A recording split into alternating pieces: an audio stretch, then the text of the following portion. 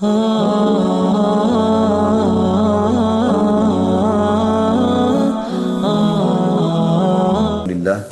segala puji dan puja kehadirat Allah Subhanahu wa taala, juga salawat dan taslim kepada Nabi besar Muhammad sallallahu alaihi wasallam.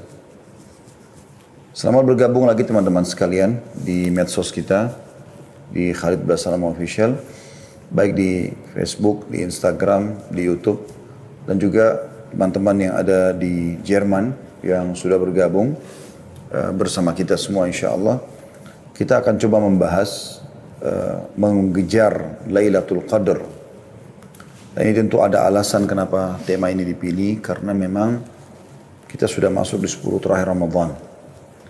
Dan kita sudah melalui tadi malam ke-21. Sementara memang kalau kita mengumpulkan riwayat-riwayat hadis yang ada menyebutkan tentang Lailatul Qadar itu terjadi di malam-malam ganjil di 10 terakhir Ramadan. Jadi semalam sudah lewat malam 21, akan ada insya Allah besok malam 23, lusahnya lagi setelah itu 2 hari, ya, ada malam 25, kemudian malam 27 dan malam 29. Walaupun pendapat yang setelah kami kumpulkan semua umumnya tulisan tentang masalah ini lebih kuat tertuju kepada malam 27 atau sering kali terjadi di malam 27, tapi bukan mustahil dia berputar di malam-malam ganjil tersebut. Baik teman-teman sekalian, surah yang sangat masyhur dalam Al-Quran perlu kita bacakan terlebih dahulu karena memang surah inilah yang menjadi sebab juga bahasannya. Surah Al-Qadr yang sangat masyhur, 5 ayat. A'udzu billahi minasyaitonir rajim. Bismillahirrahmanirrahim. Inna anzalnahu fi lailatul qadr. Sesungguhnya kami benar-benar telah menurunkan Al-Quran pada malam Qadr itu. Dan Qadr artinya kemuliaan. Sebagian ulama mengatakan kemuliaannya karena turunnya Al-Quran. Wa ma adraka ma lailatul qadr. Apakah kalian tahu apa itu malam kemuliaan? Lailatul Qadri khairun min alfi syahr. Malam kemuliaan itu lebih baik daripada 1000 bulan. Tanazzalul malaikatu warruhu fiha biidni rabbihim min kulli amr. Pada malam itu turunlah semua malaikat-malaikat dan juga dipimpin atau pemimpin mereka Ruh atau Jibril dengan izin Tuhan mereka untuk menyelesaikan semua perkara. Salamun hiya hatta matla'il fajr. Dan dia akan penuh dengan kesejahteraan malam itu sampai terbitnya fajar. Teman-teman sekalian, di sini kita bisa lihat dari ayat ini. Kita bahas dulu 5 ayat ini. Ada penyebutan atau keutamaan tentang Al-Quran. Jadi surah ini sebenarnya turun fokus menjelaskan tentang masalah Al-Quran. Karena pada malam itulah Allah Subhanahu wa taala menurunkan Al-Quran. Pertama kalinya turun Al-Quran. Dan karena itu dikatakan dia qadar, punya kemuliaan. Dan saking mulianya Al-Quran, sampai-sampai ini berjalan terus kemuliaannya sampai hari kiamat. Jadi setiap terjadi malam Al-Qadr, yang berputar di malam-malam ganjil dan mayoritas terjadi di malam 27 tadi saya katakan, maka itu terus sampai menjelang hari kiamat dianggap malam mulia. Makanya Allah memberikan kedudukan tersendiri malam itu sampai semua amal yang dikerjakan akan lebih baik daripada 1000 bulan. Kemudian saking meriahnya malam itu sampai para malaikat dan Jibril pun disuruh turun oleh Allah Subhanahu wa taala ke bumi untuk menyelesaikan semua perkara-perkara, menentukan takdir-takdir. Dan itu malam itu akan penuh dengan kesejahteraan. Maknanya tidak akan pernah ada syaitan yang bisa membuat kejahatan pada malam itu sampai pagi. Malam ini teman-teman sekalian yang sedang kita bahas adalah malam yang lebih baik daripada 1000 bulan. Kata Mujahid, seorang tabi'in yang masyhur, bahwa yang dimaksud lebih baik daripada 1000 bulan yaitu malam Lailatul Qadar lebih baik dari 1000 bulan dari sisi amalan-amalan soleh. Apakah itu puasa, sholat, Dan itu lebih baik daripada kita mengerjakannya selama 1000 bulan berturut-turut. Dan juga beliau mengatakan bisa bermakna 1000 bulan lebih baik daripada malam selain Lailatul Qadar. Oleh karena itu teman-teman sekalian, kita sangat dianjurkan untuk mengerjakan banyak perbuatan di malam itu. Akan kita paparkan insya Allah di puncak bahasan kita tentang masalah amalan-amalan apa yang harus kita kerjakan. Tapi kita harus renungi dulu malam yang sedang kita bahas memang lebih baik daripada 1000 bulan. Maknanya, kalau teman-teman sempat mengucapkan Subhanallah pas Lailatul Qadar, dan saya perlu titik beratkan, kalau seandainya kita masih hidup insya Allah dan semoga Allah panjangkan umur kita, di 10 terakhir Ramadan ini berarti kita pasti melalui Lailatul Qadar. Hanya saja siapa yang mendapatkan taufik dari Allah untuk bisa mengerjakan amal soleh pada saat itu. Banyak orang hanya menghabiskan dengan tontonan-tontonan, menghabiskan waktu dengan hal-hal yang sia-sia gitu kan. Nongkrong-nongkrong di pinggir jalan, ngobrol kosong gitu kan. Kalau bukan di masa pandemi seperti ini, banyak sekali mereka habiskan di pasar-pasar hanya untuk mencari baju lebaran. Dan ini semua disayangkan sekali. Oleh karena itu nanti kita akan jelaskan insya Allah di jenis-jenis amalan yang dikerjakan oleh Nabi SAW dan para sahabat, para salafus salih, ya, bagaimana mereka fokus justru di 10 terakhir itu dengan ibadah-ibadah. Dan bukan di pasar, bukan di jalan, sebagaimana banyak kaum muslimin lakukan itu. Dan di malam ini selain 1000 bulan teman-teman sekalian, juga turunnya malaikat. Dan ini tidak sembarangan untuk malaikat turun. Apalagi Allah SWT juga menyuruh Jibril untuk turun. Sebagaimana Allah katakan, tanazzalul malaikatu warruhu fiha bi'idni rabbihim min kulli amr. Malaikat turun ke muka bumi itu menandakan bahwa malam tersebut atau banyak keberkahannya dengan membawa rahmat dari Tuhannya. Malaikat setiap kali turun tentu membawa keberkahan dan rahmat. Sebagaimana malaikat membawa keberkahan ketika mendatangi halaqah ilmu. Sampai-sampai mereka meletakkan sayapnya karena ridho kepada para penuntut ilmu. Syaitan juga tidak bisa berbuat apa-apa sebagaimana sudah saya singgung sedikit tadi. Diambil daripada firman Allah SWT, salamun hiya hatta matla'il fajr. Malam itu adalah malam kesejahteraan sampai terbitnya fajr. Dan kata Mujahid, syaitan tidak bisa melakukan kejelekan atau mengganggu manusia pada malam tersebut sampai terbit matahari. Ini adalah tafsir diambil dari tafsir Al-Quran Al-Azim punya Ibnu Katsir jilid 7 halaman 610. Ibnu Zaid dan juga Qatadah berkata pada malam Lailatul Qadar hanya ada kebaikan saja, tidak akan ada kejelekan sampai terbit fajar. Juga sama disebutkan dalam tafsir Ibnu Katsir jilid 7 halaman 611. Pada malam itu juga, ini malam mulia sekali, Allah Subhanahu wa taala tentukan takdir, ajal dan rezeki. Ibnu Katsir menyebutkan perkataan Qatadah dan ulama lain bahwasanya pada malam Lailatul Qadar diatur berbagai macam urusan. Ketika itu ajal dan berbagai rezeki ditetapkan.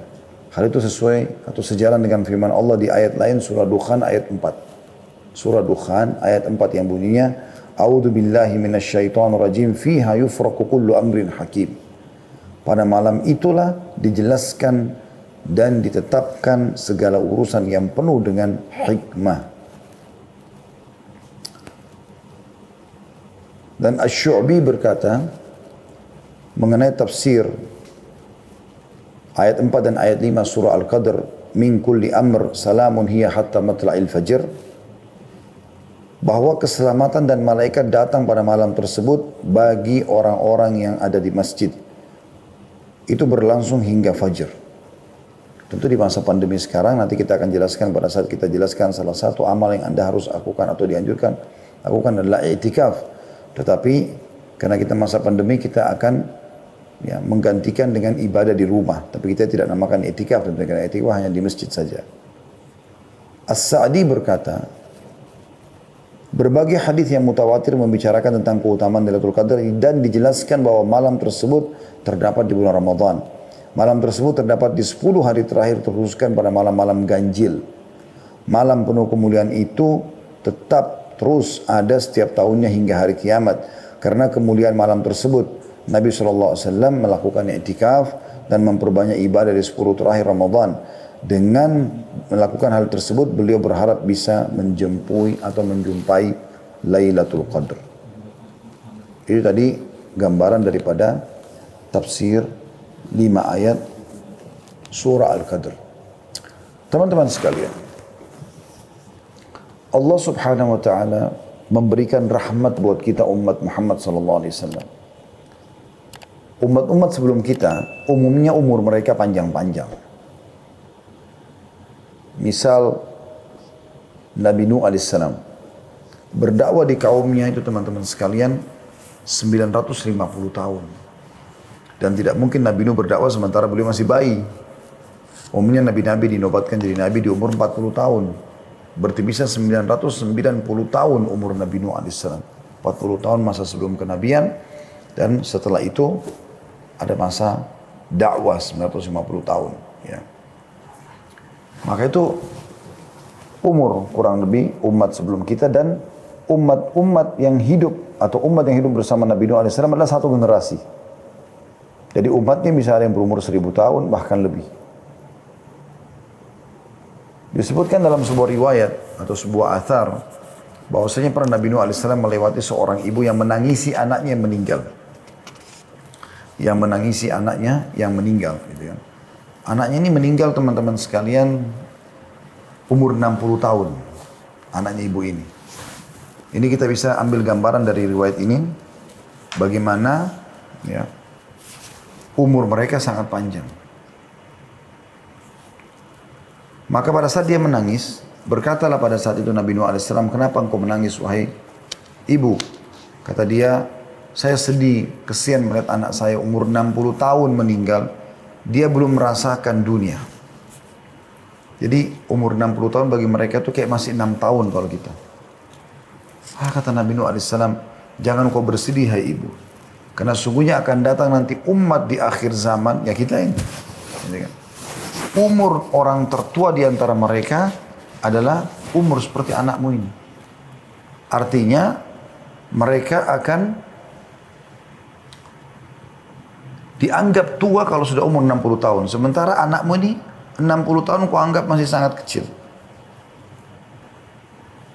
Maka kata ibu tersebut, wahai Nabi Allah, kalau seandainya aku hidup di zaman dan dikasih umur oleh Allah SWT cuma 60 tahun, aku akan gunakan semuanya sujud. Selama 60 tahun itu. Itu menandakan bagaimana panjangnya umur mereka. Itu luar biasa. Bagaimana umur mereka sangat panjang. Umur mereka sangat panjang. Nah, sekarang pertanyaan sederhana. Bagaimana caranya kita mengimbangi umur mereka? Amal-amal mereka. Jadi misalnya kalau ada di antara umat Nabi Nuh alaihissalam saja yang beribadah selama 300 tahun saja. Umur kita kan dibatasi. Bukankah Nabi SAW bersabda, ya, umur umatku antara 60 sampai 70 dan sangat sedikit yang melampaui itu. Jadi kita kalau umur 60 tahun, 70 tahun kita anggap sudah tua. Nah sekarang bagaimana kita mengimbangi amal solehnya kaum Nabi Nuh? Allah Subhanahu wa ta'ala mudahkan untuk umat ini agar kita mendapatkan ekstra pahala, tambahan lebih. Dengan adanya keutamaan yang diberikan di beberapa tempat kalau kita beribadah, kayak kasus kita ibadah di Masjid Haram Mekah 100.000 kali lipat pahala sholatnya, Masjid Nabawi 1000 misalnya. Ya. Dan juga adanya Lailatul Qadr. Dan makna teman-teman sekalian lebih baik daripada 1000 bulan, artinya 1000 bulan itu kalau kita hitung kurang lebih tepatnya 84 tahun plus 3 bulan. Artinya sama ibadah apapun yang kita kerjakan di waktu itu dengan 83 tahun plus 4 bulan. Contoh, Teman-teman mengatakan subhanallah. Pas Lailatul Qadar, pahalanya sama dengan subhanallah diucapkan selama 83, 18, 4 bulan. Atau 1000 bulan. Dia mengatakan astagfirullah sama dengan astagfirullah selama 1000 bulan. Dia sedekah, ya, misalnya dengan sebagian hartanya. Maka dia sama dengan bersedekah misalnya 1 juta rupiah. Sama dengan dia bersedekah 1 juta rupiah itu selama 84 tahun, 83 tahun plus 4 bulan. Dia membuka puasakan orang. Dia bakti sama orang tua. Dia jenguk orang sakit. Apa saja. Dia membantu orang susah. Menghilangkan kesedihannya, bisa menghiburnya. Dan segala macam hal yang dia kerjakan. Kalau di Lailatul Qadar, maka semuanya tentu akan dilipat gandakan sama dengan 1000 bulan. Anda bisa bayangkan itu. Sebagian ulama mengatakan, malam itu mulai diambil atau terhitung dari awal malam datang. Yaitu habis maghrib. Karena sudah mulai gelap. Biasanya orang sudah membahasakan malam. Begitu juga sampai dia pagi hari, berarti memang betul-betul sampai subuh. Gitu kan. Dan itu waktu yang sangat lama. Berarti Anda, insya Allah biidznillah kita berharap pada saat membuka puasakan orang, berarti Anda sudah dapat pahala itu. Insya Allah, kita berharap itu. Anda kalau ya membaca Al-Quran, berzikir, bersedekah, apa saja amal yang kita kerjakan, lebih baik daripada 1000 bulan. Dan ini luar biasa. Dia hanya terjadi setahun sekali. Baik, Ustaz, apakah saya boleh kalau begitu fokus ibadah di malam-malam ganjilnya saja? Jawaban kami tidak tentunya. Kenapa tidak, Ustaz? Kan malam Lailatul Qadar hanya terjadi di malam-malam ganjil.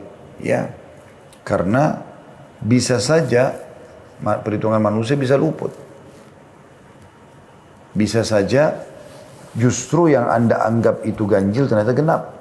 Saya sendiri kemarin hampir luput. Saya mengingat kalau itu adalah malam 21, teman-teman sekalian. Saya bahkan sempat berpikir itu adalah malam 20.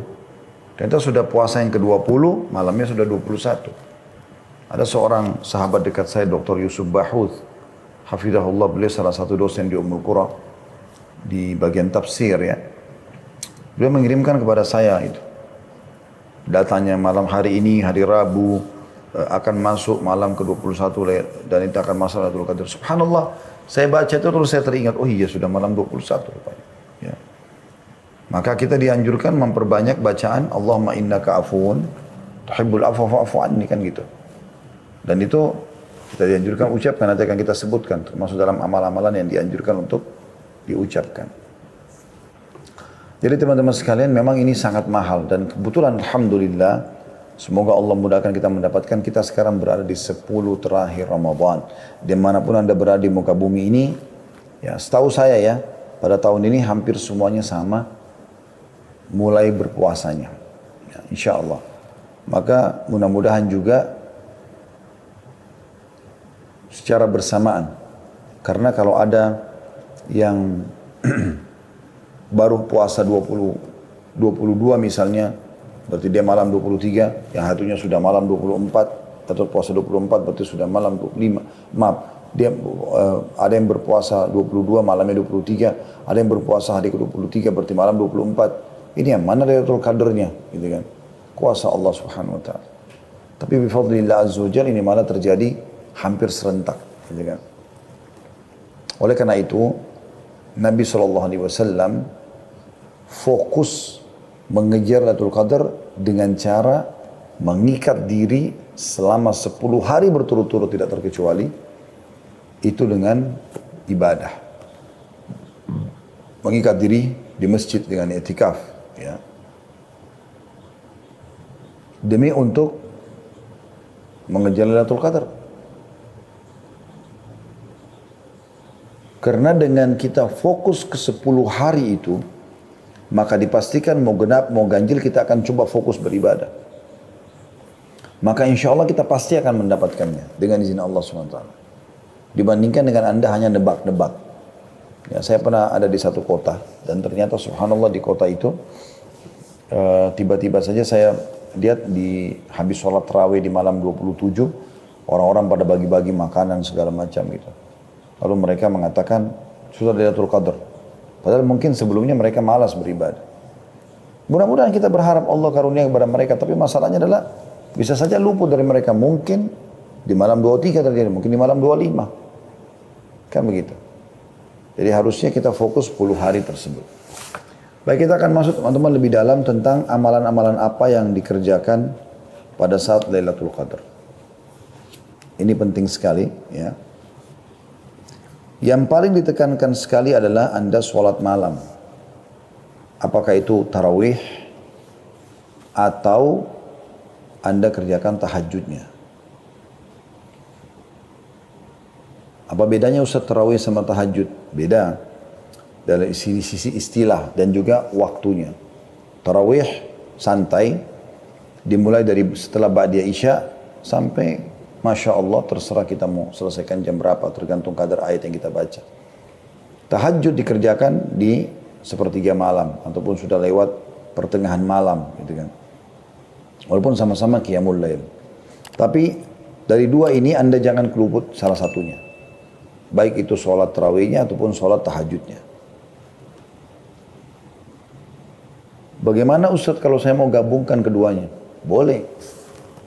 Makanya di Masjid Haram Mekah dan Masjid Nabawi Madinah kan melakukan itu. Mereka ada sholat tarawih, hanya saja di 10 terakhir Ramadan kayak mulai tadi malam, di malam ganjil itu mereka sudah tidak lagi mengerjakan witir di sholat tarawih. Jadi cuma tarawih 20 rakaat, kemudian mereka tidak witir, nanti sekitar jam 12 malam atau setengah 1 malam, mereka baru mengerjakan qiyamul lail lagi dengan witir. Jadi kurang lebih jam setengah 1. Mereka kerjakan kadang-kadang 11 rakaat sampai 13 rakaat. Seperti itulah. Dan ini teman-teman kalau mau dapat keutamaannya, terutama dengan pembersihan dosa-dosa seluruhnya tidak terkecuali, Anda harus penuhi syaratnya 2. Sabda Nabi SAW yang masyhur dalam hadits Bukhari Muslim, "Man qama Ramadhana imanan wa ihtisaba, ghufira lahu ma taqaddama min dhanbi." Barang siapa yang mendirikan malam Ramadan karena keimanan dan mengharapkan pahalanya, dibersihkan dosa-dosa yang telah lalu. Dan di Lailatul Qadar lebih ditekankan lagi, karena kata Nabi SAW, "Man qama Lailatul Qadri imanan wa ihtisaba, ghufira lahu ma taqaddama min dhanbi." Barang siapa yang bangun di malam Lailatul Qadar karena keimanan dan mengharap pahalanya, maka dosanya yang lalu akan diampuni.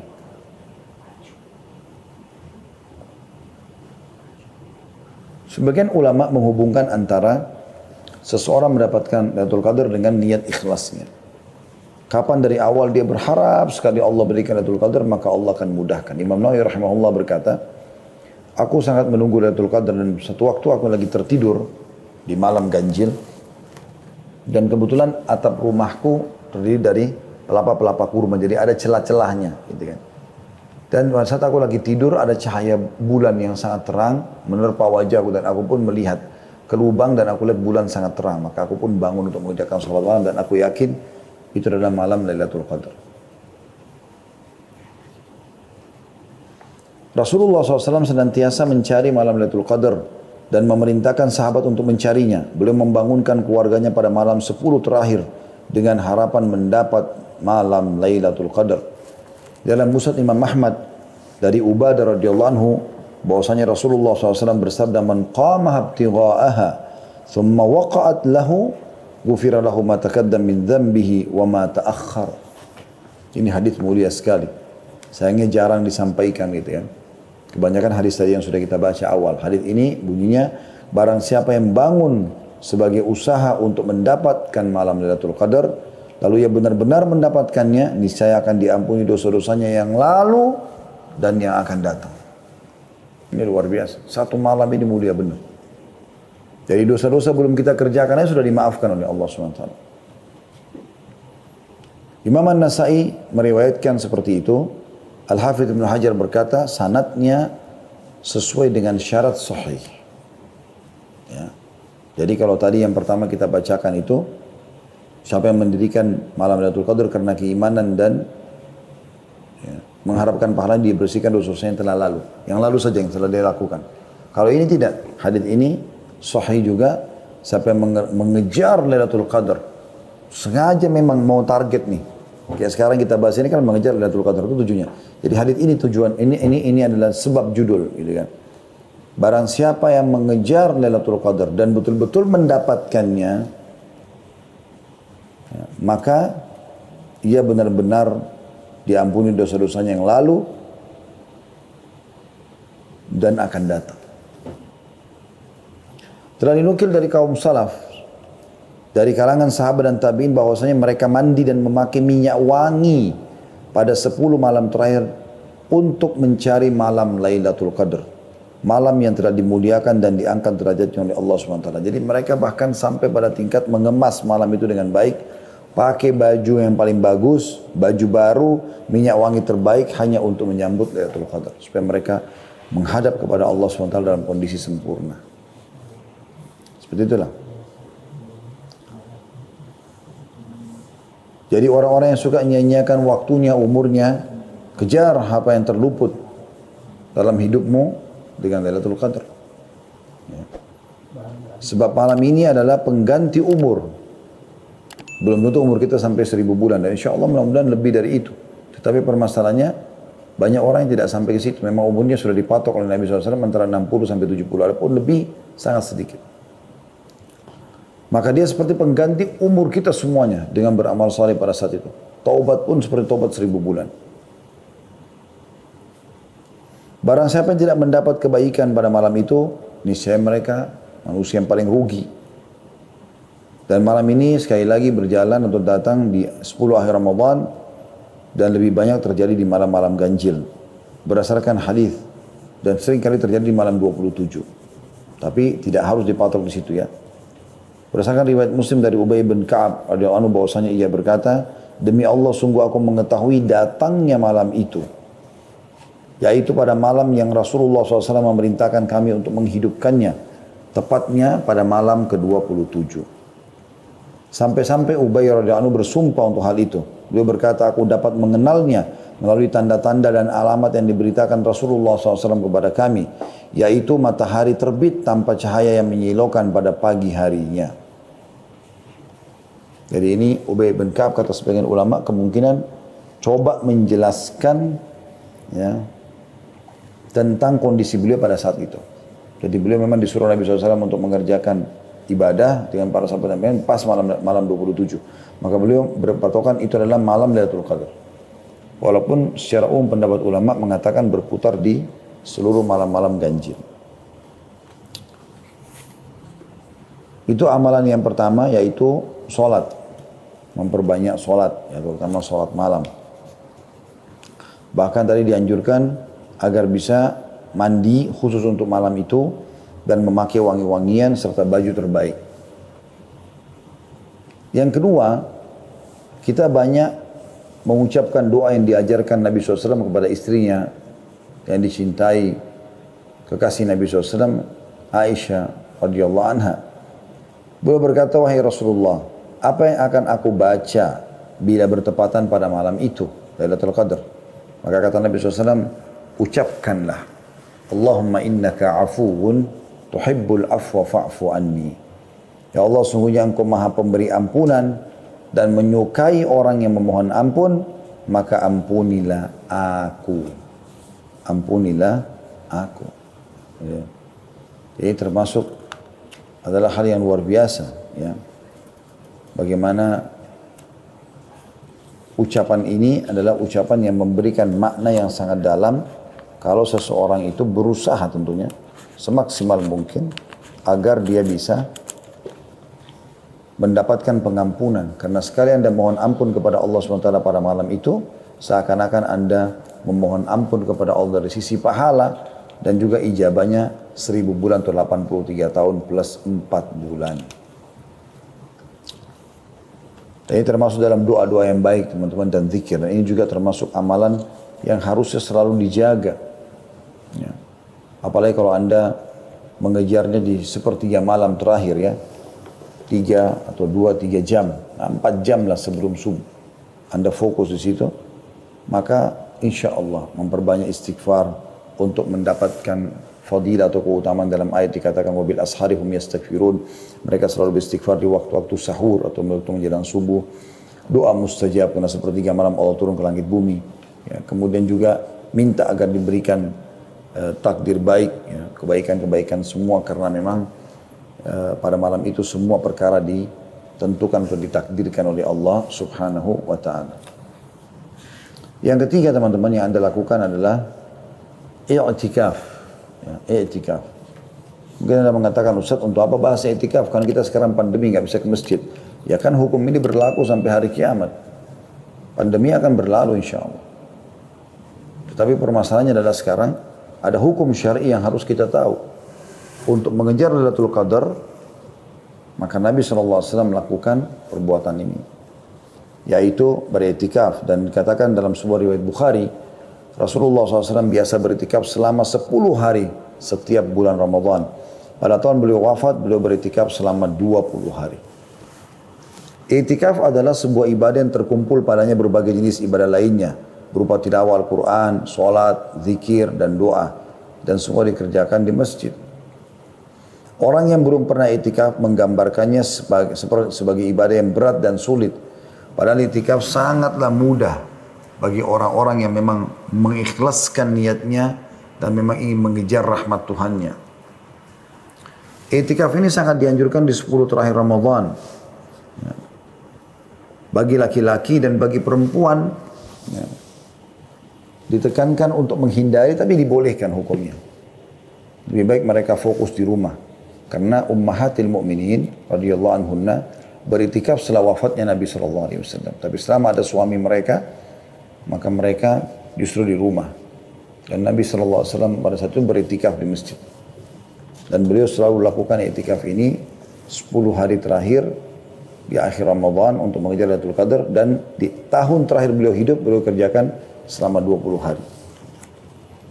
Iktikaf sendiri dari segi etimologi adalah menetapi sesuatu dan mengikat diri kepadanya. Sementara secara terminologi adalah menetapi masjid dan berdiam di dalamnya dengan niat mendekatkan diri kepada Allah SWT. Berarti dari definisi ini rumah nggak masuk. Ya. Rumah nggak bisa kita katakan saya beriktikaf di rumah, kan sekarang pandemi nggak bisa. Ini hanya berlaku di masjid. Tetapi insya Allah, bila Anda memang sudah biasa melakukannya, sebagaimana hadis Nabi SAW yang sudah masyhur, atau kama qala Nabi SAW, siapa yang terbiasa mengerjakan sebuah ibadah, maka akan dicatatkan baginya pahala lengkap pada saat dia punya uzur. Gitu ya. Jadi insya Allah Anda akan diberikan pahala iktikaf walaupun Anda tidak beriktikaf di tahun ini ya. Ibnu Qayyim rahimahullah menjelaskan beberapa hikmah iktikaf itu sendiri. Kelurusan hati dalam perjalanannya menuju Allah, kata beliau, sangat bergantung kepada kuat tidaknya hati itu berkonsentrasi mengingat Allah SWT dan merapikan kekusutan hati serta menghadapkannya secara total kepada Allah SWT. Sebab kekusutan hati hanya dapat dirapikan dengan menghadapkan secara total kepada Allah. Perlu diketahui bahwasanya makan dan minum yang berlebihan, kepenatan jiwa dalam berinteraksi sosial, terlalu banyak berbicara dan tidak tidur akan menambah kekusutan hati, maksudnya kurang tidur ya. Bahkan dapat mencerai-beraikannya dan menghambat perjalanan menuju Allah SWT atau melemahkan langkahnya. Maka konsekuensi rahmat Allah yang maha perkasa lagi maha pengasih terhadap hamba-hambanya, Allah SWT mensyariatkan ibadah puasa atas mereka untuk menghilangkan kebiasaan makan dan minum secara berlebihan, ya, serta membersihkan hati dari noda-noda syahwat dan menghalangi perjalanan menuju Allah Subhanahu wa taala. Iktikaf hanya akan membersihkan hati dan akan membuat kita terpaut dan terikat dengan rumah Allah yang biasanya sangat jarang didatangi. Allah Subhanahu wa taala menyebutkan tentang i'tikaf dalam surah Al-Baqarah ayat 125 yang bunyinya A'udzu billahi minasyaitonir rajim an tahhira baitiya lit-ta'ifin wal 'akifin war ruk'is sujud.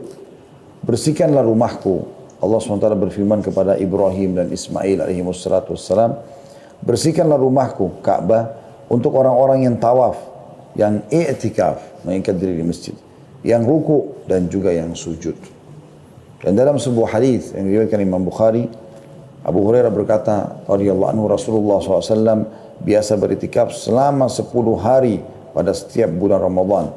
Jadi masuk mulai dari puasa 19 berarti malam 20, terus sampai subuh Idul Fitri.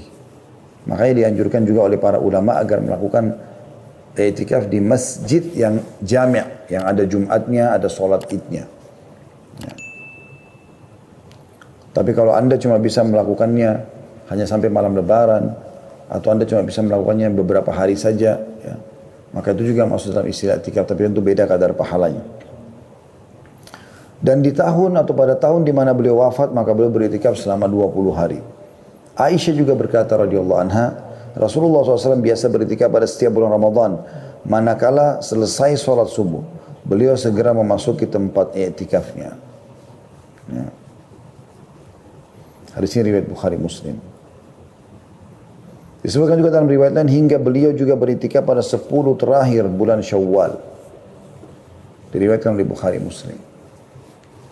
Riwayat ini memberikan penjelasan kepada kita sebenarnya i'tikaf boleh juga dikerjakan walaupun bukan di bulan Ramadan. Karena Nabi SAW pernah kerjakan juga di bulan Syawal sebagaimana riwayat Bukhari Muslim. Tapi yang diprioritaskan adalah di 10 terakhir Ramadan karena mengejar Lailatul Qadar tadi. Juga Aisyah menuturkan radhiyallahu anha, Rasulullah SAW biasa beritikaf pada 10 hari terakhir bulan Ramadan. Hal itu beliau lakukan hingga beliau wafat. Lalu setelah beliau wafat, para istri-istri beliau juga melakukannya sepeninggal mereka atau beliau, sepeninggal beliau. Hadis riwayat Bukhari Muslim. Artinya perempuan boleh beriktikaf, tapi harus dipastikan iktikaf di masjid karena dia nginap selama 24 jam. Ya, bahkan makan dan minumnya pun di masjid gitu kan. Cuma dia jaga kebersihan masjid. Maka ini bagian daripada syariat. Tetapi seorang istri harusnya tidak mengerjakannya selama suaminya masih ada sampai suaminya wafat. Atau memang suaminya mengajak dia bersama-sama untuk i'tikaf, itu lain. Ya. Dan teman-teman sekalian, tentu i'tikaf tidak harus dipaksakan karena dia hukumnya sunnah muakkadah. Tetapi misalnya kalau seseorang memang tidak bisa tinggal di masjid, kayak kasus sekarang juga termasuk kita pandemi. Walaupun Anda belum pernah i'tikaf, sekarang sudah dengar, oh ternyata punya keutamaan banyak sekali i'tikaf. Saya juga mau i'tikaf misalnya. Anda sudah niatkan begitu, insya Allah dicatatkan pahalanya oleh Allah Subhanahu Wa Taala. Dicatatkan pahala. Jadi tidak usah khawatir. Ini itu. Walaupun kita tidak bisa i'tikaf di masjid sekarang, tapi hukum ini kan Anda pelajari supaya Anda bisa terapkan di tahun-tahun yang akan datang. Ya, seperti itulah kurang lebih. Pada saat i'tikaf, Anda sangat dianjurkan untuk memperbanyak ibadah, terutama sholat tadi. Nah, kemudian tilawah Al-Quran, membaca buku-buku ahli ilmu, halaqah majlis ilmu kalau ada yang dibuat oleh ulama di masjid yang kebetulan i'tikaf. Menjauhkan diri dari segala macam ya, perkataan sia-sia, mencela, mencaci maki, tontonan-tontonan yang tidak baik. Ya. Berdiam di tempat i'tikaf berdasarkan riwayat Imam Muslim dari Nafi'. Ia berkata, Abdullah bin Umar menunjukkan kepadaku tempat yang dipakai Rasulullah SAW beritikaf dalam masjid. Dan beliau tidak keluar sama sekali. Sampai pernah kedatangan istrinya saja, Sofia, lalu Nabi SAW temui di masjid. Nabi tidak pulang ke rumah.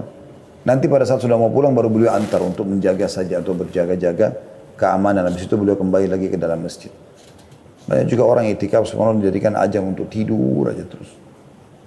Jadi cuma pindah dari rumahnya ke masjid. Tapi di masjid tidak seperti itu, harusnya dia aktif.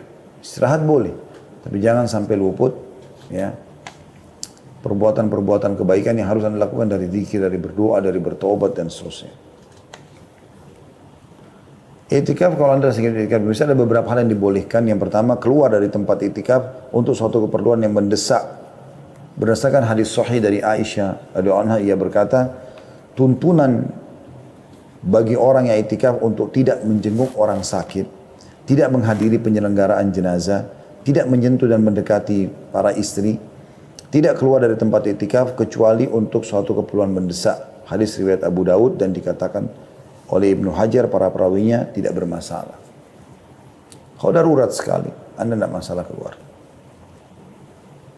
Pernah juga Hasan Basri rahimahullah mengirim informasi kepada murid-muridnya untuk mendatangi seseorang yang sedang sakit. Jadi supaya jenguk dan hibur dia gitu. Rupanya ada satu muridnya, kalau tidak salah namanya lupa juga, nama muridnya Hasan Basri ini. Di masjid, dia juga orang soleh.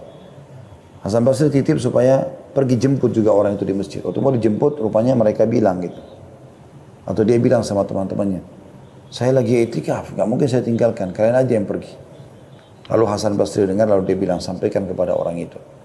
Kalau menyelesaikan hajat seorang muslim lebih baik daripada sekian amal soleh yang kau kerjakan. Termasuk etikafmu itu. Maka dia pun keluar untuk memenuhi hajat saudaranya. Jadi ada yang berkata, mendesak. Dia untuk mengejar juga pahala itu pun dia tidak berlama-lama, dia balik lagi. Boleh makan, boleh minum, dan tidur dalam masjid. Dengan menjaga kebersihan tentunya. Itu yang kedua. Yang ketiga, berbicara yang dibolehkan dengan orang lain untuk suatu keperluan, ngobrol-ngobrol tentang masa depan, tentang sesuatu, ya, diskusi, selama bukan hal yang haram. Yang keempat, merapikan rambut, memotong kuku, membersihkan badan, mandi, kamar mandi boleh, pakai sabun, sampo, segala macam. Mengenakan pakaian bagus dan memakai minyak wangi. Berdasarkan hadits Aisyah radhiyallahu anha, ia berkata saat Rasulullah SAW sedang i'tikaf di dalam masjid, beliau mengeluarkan kepalanya dari sela-sela kamar. Kemudian aku mencuci kepala beliau. Dalam riwayat lain, kemudian aku merapikan rambut beliau. Hadis Bukhari Muslim. Jadi, dulu rumah Nabi SAW, rumah Aisyah, yang Aisyah tempati rumah Nabi SAW tentunya, dengan masjid itu kayak satu tembok. Cuman ada pintu dan ada jendela, ya, di mana Nabi SAW bisa keluar masuk di situ. Maka waktu lagi i'tikaf, Nabi SAW sandar ke tembok itu, kemudian memasukkan kepalanya ke dalam rumah alaihissalatu wassalam. Lalu Aisyah mencuci rambut beliau, membersihkannya. Nah, riwayat lain menyisir rambutnya. Berarti kan memang tetap harus menjaga kebersihan, bukan berarti kita tinggal di masjid lalu tidak mandi, tidak bersihin badan, tidak ganti baju. Ya.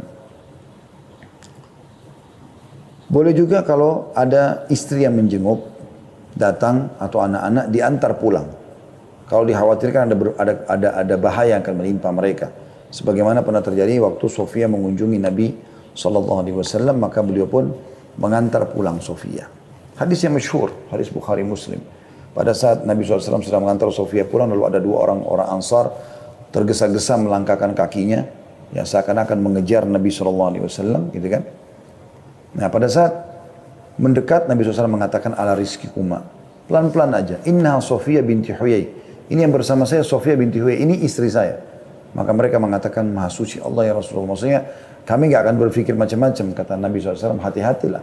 Karena syaitan mengalir, ya, di dalam tubuh manusia sebagaimana mengalirnya darah atau mengalir di aliran darah manusia. Dan bisa saja membuat kalian nanti sangka buruk. Tapi sikap Nabi SAW di sini, ya, itu mengantar pulang istrinya dibolehkan. Kemudian sebagian ulama juga menyebutkan tentang perkara-perkara yang dimakruhkan bagi orang itikaf, yaitu jual beli. Tapi tidak haram di sini. Asal dia jangan di dalam kotak masjid yang dipakai sholat, tapi mungkin di terasnya. Ya. Kemudian berbicara yang mendatangkan dosa dan juga diam dan tidak berbicara sama sekali dengan meyakini bahwasanya diam itu ibadah. Nah ini keliru. Tapi aja dia ngomong, ngobrol segala macam beraktivitas seperti biasa. Jadi orang itikaf juga bukan penjara, tapi tempat untuk dia menikmati hidupnya tapi dalam kebaikan gitu. Nah, ini tentu saya ambil dari buku Risalah Puasa Nabi Syekh Muhammad bin Shalih Al-Munajjid dan Syekh Abdullah Saleh ya. Nah, ini buku ini saya bedah atau saya ambil khusus masalah itikafnya. Itu ada disebutkan di halaman 33 tentang masalah jual beli ya. Yang dianggap makruh di sini ditulis oleh atau dinukil dari para ulama. Kemudian perkara-perkara yang membatalkan itikaf juga ada. Yang pertama keluar dari masjid dengan sengaja tanpa keperluan. Sekalipun hanya sekali. Dianggap itikafnya batal. Kalau dia masuk lagi berarti dia kayak itikaf baru gitu. Yang kedua bersetubuh. Kalau dia pulang ke rumahnya dia biologi sama istrinya maka dianggap batal itikafnya. Yang ketiga gila dan mabuk. Yang keempat haid dan nifas bagi kaum wanita. Kalaupun dia itikaf, disebabkan hilangnya syarat bersuci, maka dia harus keluar dari masjid. Yang kelima murtad. Ya. Ini berarti sudah tidak ada lagi i'tikaf bagi dia. Kalau waktu memasuki i'tikaf dan waktu keluar, bila seseorang memasuki masjid dan berniat untuk taqarrub ilallah atau mendekatkan diri kepada Allah Subhanahu wa taala, maka ia telah terhitung beriktikaf hingga keluar dari masjid. Apabila ia meniatkan beriktikaf pada 10 terakhir bulan Ramadan, hendaklah ia memasuki tempat i'tikaf sebelum matahari terbenam menjelang malam ke-21. Ya. Tadi saya keliru, saya luruskan. Tadi saya sempat bilang puasa ke-19 malam ke-20 ya. Tapi di sini disebutkan puasa ke-20 berarti malam ke-21 berarti kemarin ya. Dan meninggalkan tempat i'tikaf pada hari terakhir bulan Ramadan setelah matahari terbenam di malam lebarannya. Tapi ada juga yang mengatakan keluarnya di Idul Fitri itu lebih afdal. Jadi dia pagi hari habis subuh Idul Fitri atau sebelum subuh dia sudah mandi, dia sudah pakai baju bersih, subuh lalu dia tunggu sampai sholat Idul Fitri kemudian baru dia pulang. Ada beberapa catatan penting yang disebutkan oleh para ulama. Yang pertama, bagi yang membatalkan i'tikaf sunnah yang telah ia lakukan hendaklah menggantinya pada hari lain berdasarkan amalan Rasulullah SAW yang mengganti i'tikaf bulan Ramadan pada bulan Syawal, sebagaimana yang telah disebutkan pada hadits Aisyah baru lalu ya, atau baru tadi sudah disebutkan. Sementara bagi yang membatalkan nazar i'tikaf yang tengah dilakukannya, maka ia wajib menggantinya. Jadi kalau dia i'tikaf sunnah, maka sunnah juga dia menggantikan di bulan lain. Kalau itu adalah nazar, misalnya kalau saya sembuh penyakit saya mau ya i'tikaf di masjid 3 hari, maka ini dia harus melakukan. Kalau dia tidak bisa, dia masih sakit misalnya, maka dia wajib melakukan di hari lain. Tapi kalau sunnah, maka sunnah juga dikerjakan atau digantikan di hari lain. Itu yang pertama. Yang kedua, kaum wanita boleh beriktikaf di dalam masjid jika terjaga dari fitnah dan diizinkan oleh suaminya, jika bersuami ya, orang tuanya, ayahnya kalau belum menikah.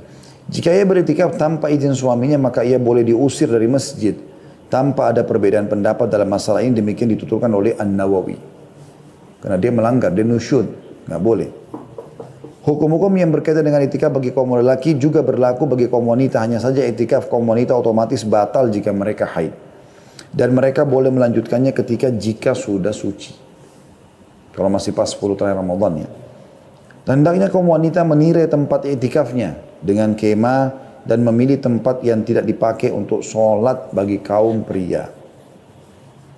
Selanjutnya yang ketiga, barang siapa yang bernadar beriktikaf di Masjidil Haram, Mekah, ia tidak boleh menunaikannya di masjid lain.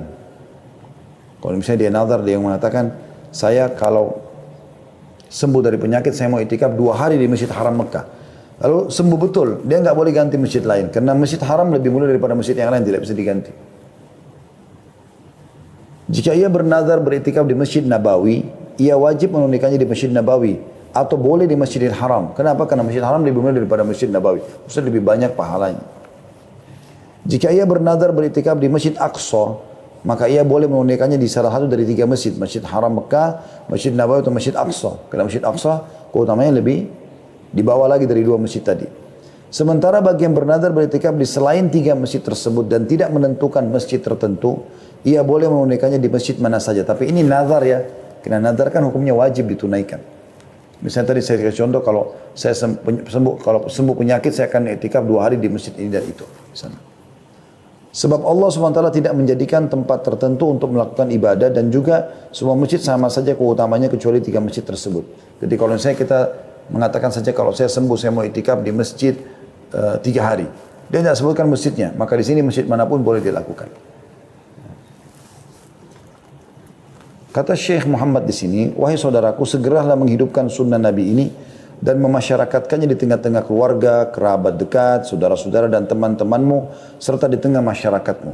Semoga Allah SWT menuliskan pahala bagimu dan pahala bagi orang-orang yang mengamalkannya. Dalam sebuah riwayat At-Tirmidzi dan dinyatakan hasan olehnya dari Kathir bin Abdullah, dari kakeknya bahwa Rasulullah SAW berkata kepada Bilal bin Harith, ketahuilah. Ia bertanya, wahai Rasulullah, apa yang harus ku ketahui? Rasulullah SAW bersabda, man ahya sunnatan min sunnati qad umitat ba'di kana lahu minal ajri mithla man amila biha ghaira an yunqasa min ujurihim syai'a.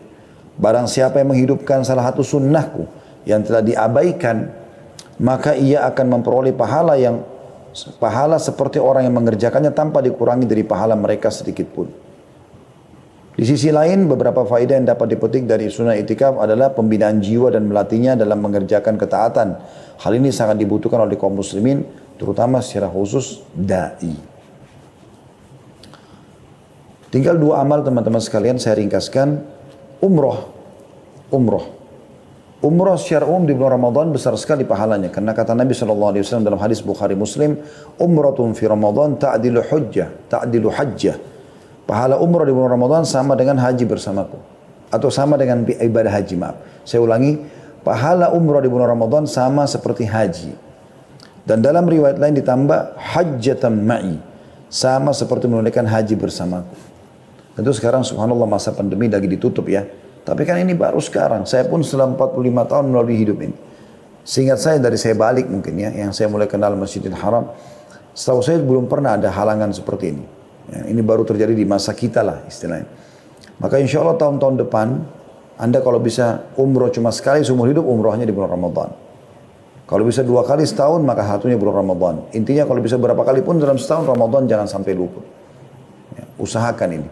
Terutama kalau kita hubungkan dengan bahasan kita di malam Lailatul Qadar.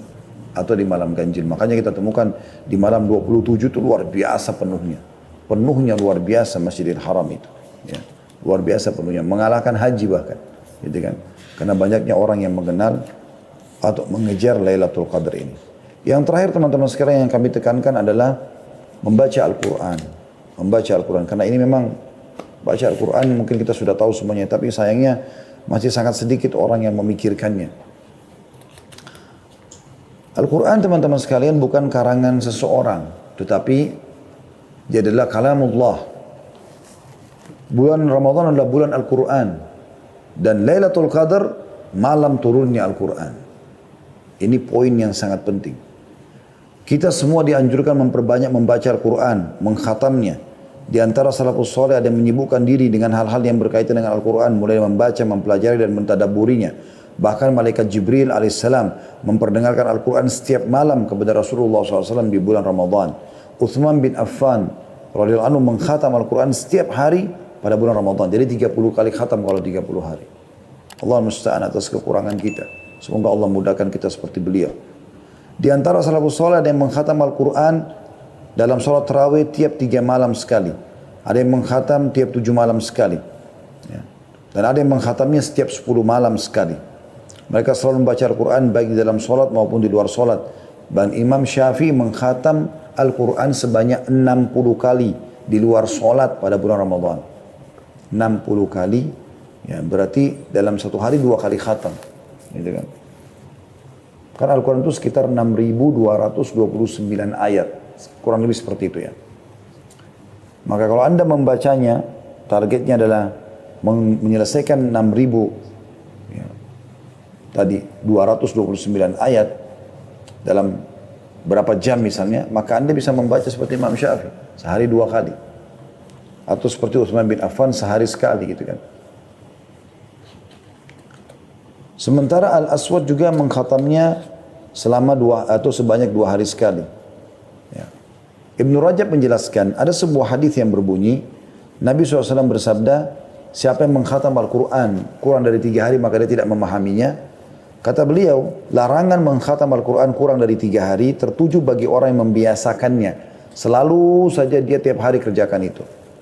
Ya. Adapun pada waktu-waktu yang utama seperti bulan Ramadan, terkhusus lagi pada malam-malam yang diperkirakan sebagai malam Lailatul Qadar, atau di tempat-tempat yang utama seperti Mekah, bagi yang selain warga Mekah, maka dianjurkan agar memperbanyak membaca Al-Quran, supaya mendapat keutamaan pada waktu dan tempat tersebut. Nah, ini pendapat Imam Ahmad, Ishaq, dan juga ulama-ulama lainnya. Nah, ini sangat ditekankan. Dalam membaca Al-Quran teman-teman dianjurkan untuk menangis. Anda tentu bisa menangis kalau Anda memahami maknanya. Makanya baca, sekarang alhamdulillah di zaman kita aplikasi Al-Quran dengan terjemahannya gitu kan. Karena disebutkan dalam hadis ya, Bukhari bahwasanya Nabi SAW pernah berkata kepada Abdullah bin Mas'ud, "Anu bacakanlah Al-Quran untukku." Maka Abdullah bin Mas'ud mengatakan, "Ya Rasulullah, aku bacakan untuk Anda sementara ayat ini Al-Quran turun kepada Anda." Kata Nabi SAW, "Aku ingin dengar dari orang lain."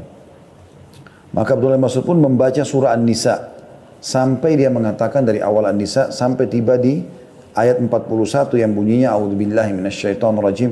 Fa kaifa idza ji'na min kulli ummatin bi syahidin wa ji'na bika 'ala haula'i syahida. Maka bagaimana hai Muhammad, ya, orang-orang kafir itu apabila kami mendatangkan seorang saksi dari tiap-tiap umat dan kami mendatangkan kamu hai Muhammad sebagai saksi atas mereka. Maka Nabi SAW mengatakan kepadaku, kata Abdullah bin Mas'ud, hasbuk, cukup sampai situ kau baca.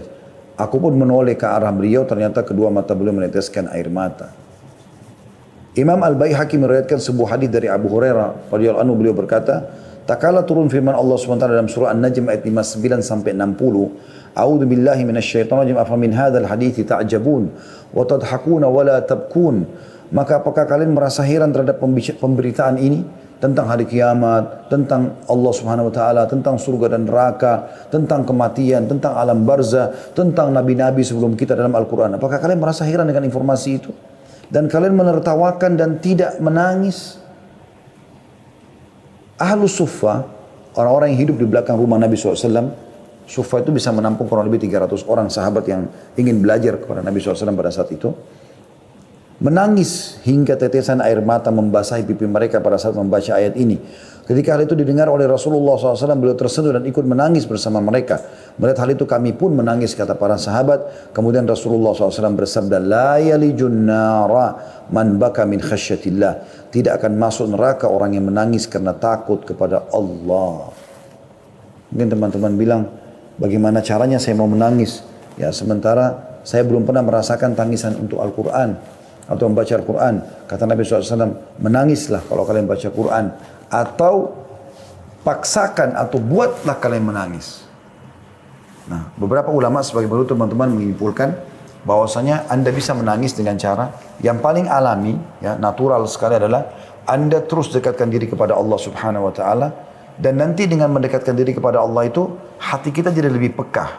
Termasuk misalnya banyak yang membaca Al-Quran.